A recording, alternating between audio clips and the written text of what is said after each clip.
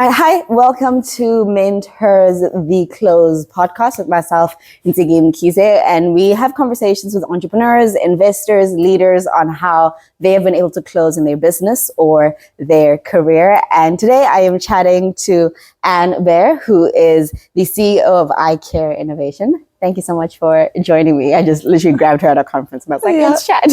I'm so happy that we have this opportunity to a little bit exchange on our experiences. And you come from South Africa. Yeah. I come from Tel Aviv as well. And we met in the City of Light in France. So chic. Very, very chic. So I actually want to start with how we met and just why I wanted to have a conversation with you. So yesterday I did an illustration and I asked the audience for 50 euros if anybody had a 50 euro note and if anybody had a note that they wanted to, they were willing to give me, and you were willing to give me 50 euros. And the illustration was that, 50 euros is what it cost me from the airport to the hotel coming to the Women in Tech Global Summit. But in South Africa, 50 euros is 1,000 rand. And for the same amount of money, I would have been able to catch an Uber, go out for dinner, buy some data and even tip, So I think that disparity of, when we bring that back to entrepreneurs looking for investment, the disparity of what it costs one person in one country to start a business and to grow and what it costs the next person is sometimes lost in translation when people from one context move into another wanting to support. And you have lots of experience with that, having worked with startups in Kenya and other parts of Africa. So I'm keen to know about your experiences, just some of the things for you that are glaring gaps that we miss when Europeans come to Africa or Africans go to other parts of the world where the contexts are just not the same.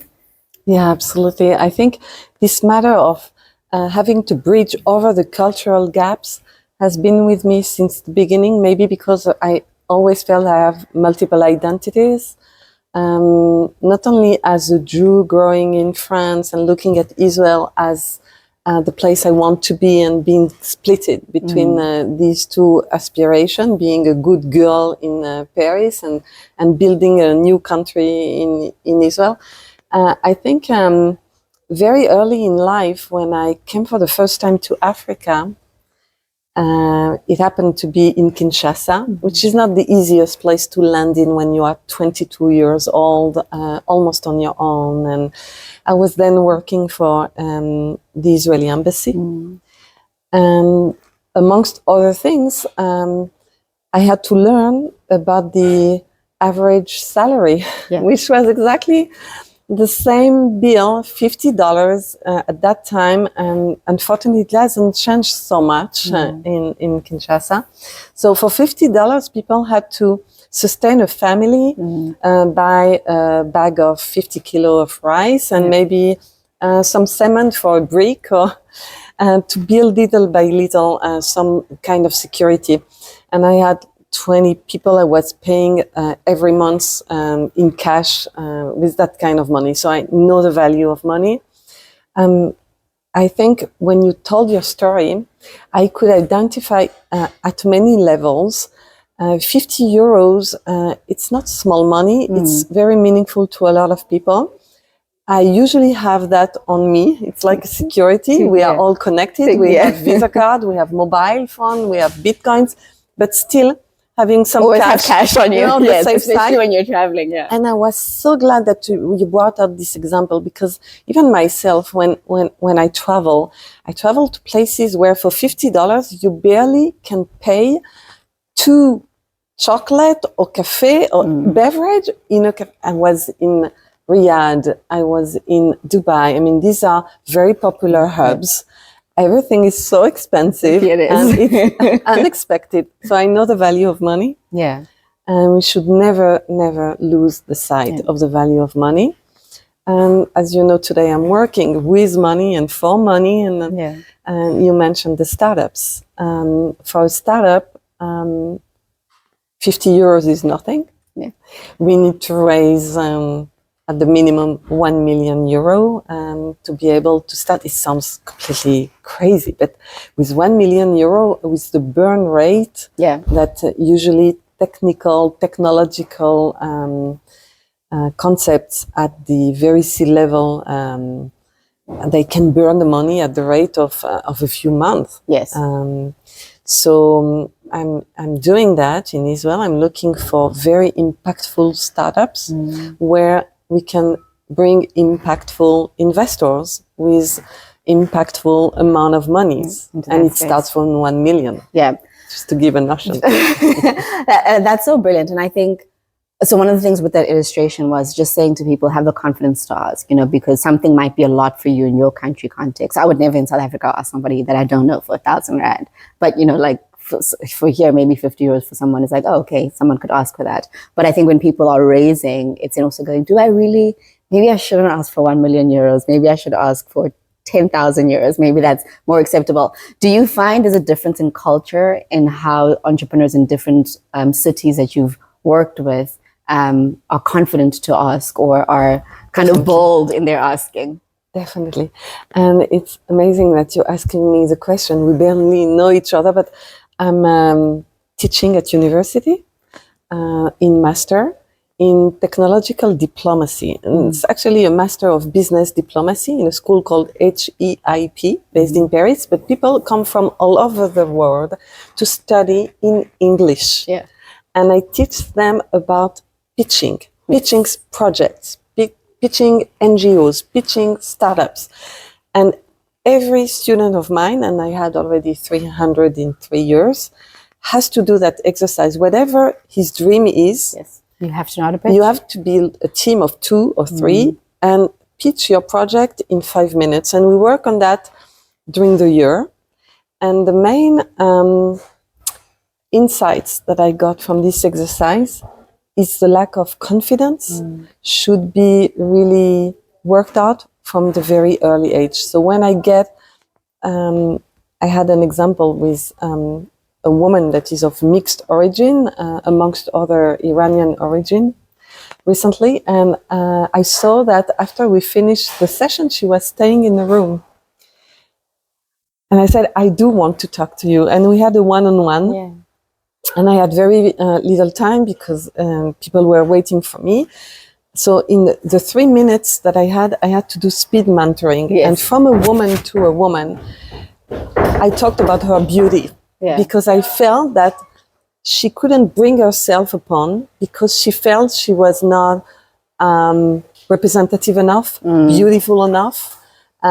She had a hybrid beauty, beautiful girl, maybe not conventional. Yeah. And I felt, even if it can sound superficial, that gaining some confidence from an elder woman Absolutely. that has accomplished herself. Yeah. And if I could focus in 3 minutes on her external aspect, on the envelope, it will help her a lot. So this is what I choose to do. Now we are working on building her curriculum vitae because she has very high aspirations. So I'm pushing her to go with her dream. And this is something we need to always keep in mind. If you don't dream far and high, you don't get there by chance. Yeah, absolutely. So, this confidence is maybe my most important pedagogical tool in order to make them learn about their power. Absolutely. And I think those things we kind of take for granted because everywhere you go, you're pitching in some form, whether you're talking about your business, whether you're actually asking something, whether you're just talking about yourself and what you do. And it's so interesting to see how many people shy away at their brilliance and shy away at their dreams and their abilities. And just by openly sharing, I have found that that's how you actually build connections. And people, when you say, this is what I'm doing, this is what I'm about, people who are authentic to that automatically connect. And there's a cycle of reciprocity that's created. I want to talk a little bit about iKare and what it is that you guys do at iKare. I want to pause for 2 seconds. Sorry, thank you. Merci. I want to talk a little bit about iKare and the work that you do at iKare and what brought you to this space. So actually, after being in many different organizations in different countries, I worked for small companies and I worked for listed companies, multinationals, but also at the UN. I worked 9 years at UNESCO. I really wanted to be on my own and to gather, like many streams coming from many influences that I had, gather it in one place, which would be my own company. And the word iKare means many different things for me in different languages. And in English, obviously, I do care for people, and I do care for what I do and my short time on earth. How can I have impact?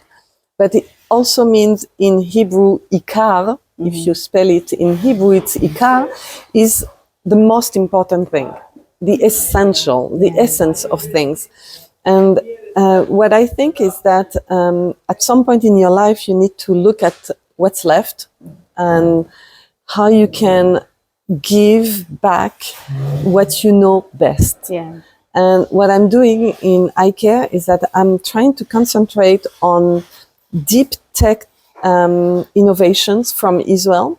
Sometimes they are applied to a domain that is not necessarily essential, like web, consuming. And sometimes you can just make a pivot and make them understand that they are coming to solve a problem they even ignored, especially on what is important to me, the green impact, the ecological component of their offer. So I focus on the sustainable innovation, taking early stage or even less early stage startups and bringing them partners. On the other side, since I'm French, for the last 7 years, I've been helping French companies to identify Israeli technologies. The companies I'm advising are ENGIE, which is Gaz de France originally, and it's an energy company moving from fossil energy sourcing to very diversified renewable energies such as wind, such as obviously solar, but also hydrogen today. So I'm helping them to identify startups in Israel. And on the other side, I'm helping more conventional industrial, very innovative company called Valeo, who is one of the most important integrators of technologies into the car. Yeah. So we have a lot to do with the fact that the car became a computer on wheels, and Israel is a land for computing technologies, for connectivity, for cybersecurity.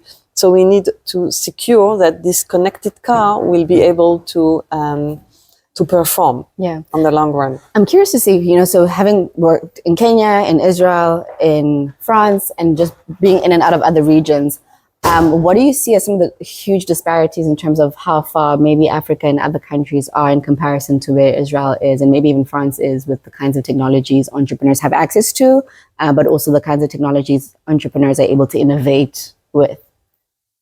First of all, I see a lot of disparities between the African countries themselves, and obviously between the cities and the country as a whole.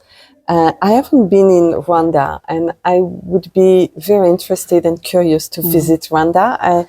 I have been, but it was very brief, in South Africa as well.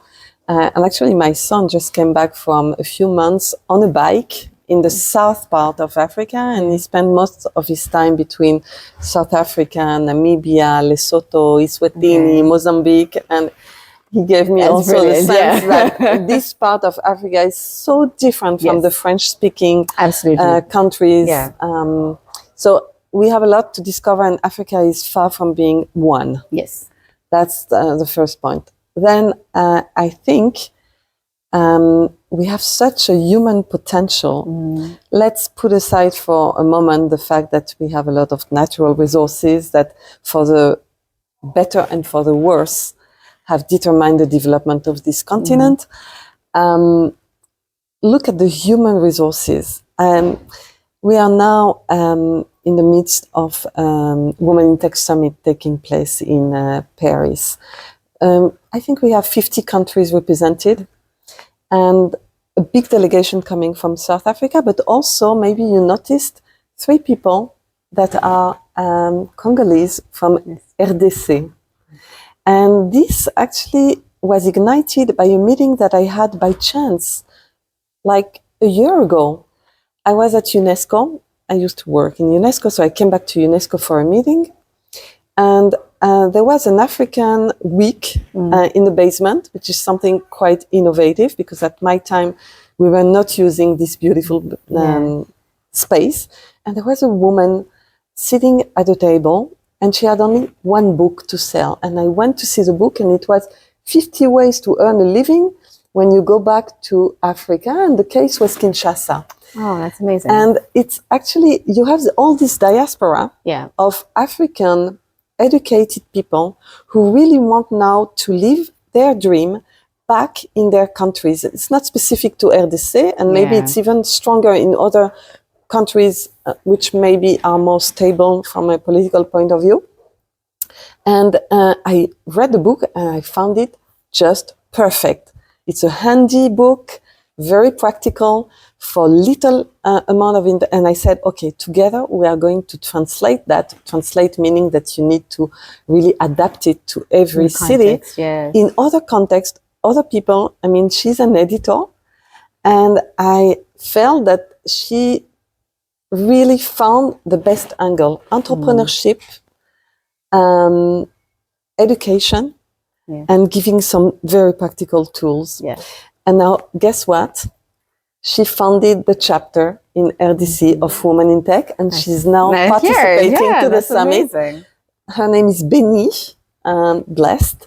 And she came with Fanny, who is now the new chapter director of the new chapter in Kinshasa. So I'm a sort of marraine of this chapter. And Sandrine also joined, so there are 3 of them. And they are like family for me, because you can ignite change when you meet the right people and you help them with their dreams. But to help someone, you need this person to come to you, to make the first step, and to believe that you can be empowered by mentors, by others, by people who will give you a hand, maybe for a few minutes, but maybe these minutes will change your life. And it happened to me. It happens to everyone. And I'm so glad that we have this opportunity to speak about it. I love that. Before we close, I like to wrap up the podcast with kind of like, what's your superpower, right? But it's kind of to say, when you walk into a room, what is something that helps you to close, whether it's closing a deal, closing a partnership, a relationship, whatever it is, or even securing an introduction to something that might be helpful. What's something that you do really well that helps you to close? I think when I get into a room, it's not something neutral, not for me and not for the people in the room, because I'm sending vibes of knowledge. I'm knowledgeable about them. I prepared myself. You know, women prepare themselves a little bit more than men usually. So I can be very self-confident, but still I work more than 70 hours a week. So I work a lot, I prepare myself. And I also, it's like a muscle. You develop with time, you develop such an intuition about the situation. So you understand immediately what's going on when you get into a room, and you have very little time to adapt yourself or to react. And I come with a lot of trust in myself, trust in the people. And I come also with a lot of love, because basically, even if I come from a country that is now at war and is so criticized all over the world, I have this confidence that we will find a solution in every deal, in every situation, that if we work hard and we bring our love to the table, everything is manageable. Yeah, everything is indeed manageable and figure outable. And thank you so much for your time. It was You're so welcome. great to chat to you on the close. Thank you.